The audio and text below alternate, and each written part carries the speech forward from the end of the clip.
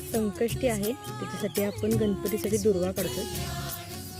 आणि अंकिता आमच्या गावातलं एक मंदिर आहे छोटंसं, तिकडे आलं. छान असं शेताच्या बांधावर दुर्वा दिसले आम्हाला, ते आता काढतोय आम्ही.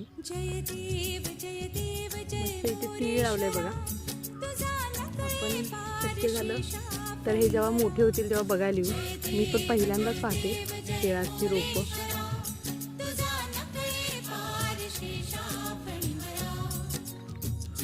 ते दुर्वा बघा, आपण 21 दुर्वांची भेंडी करून घेतली आणि आता लेवण आपण